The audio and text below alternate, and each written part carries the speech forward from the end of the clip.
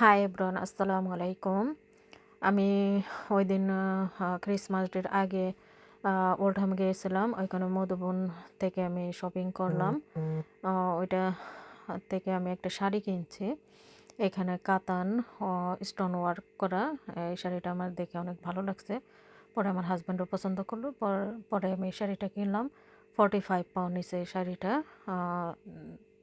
এটার ভিতরে দেখতে আরও বেশি সুন্দর। ক্যামেরাতে কেমন আসছে জানি না। সামনাসামনি দেখতে অনেক সুন্দর, এই জন্য। আর এখানে রেডিমেড করাই ব্লাউজ আছে, ব্লাউজ বানাতে হবে না। এই জন্য এখানকার শাড়িগুলো আমার কাছে এত ভালো লাগে।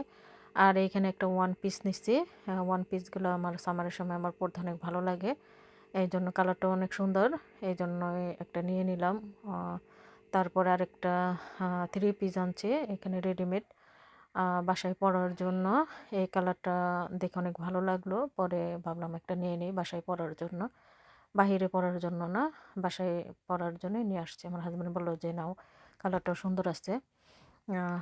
এই যে কটন, কারণ আমি কটন লাভার। কটন ড্রেস আমার কাছে সবচাইতে বেশি ভালো লাগে। আমি জর্জেট বা অন্যান্য সিল্ক আর অনেক টাইপেরই আছে, ওইগুলো আমার পরা হয় না, ভালো লাগে না আমার কাছে।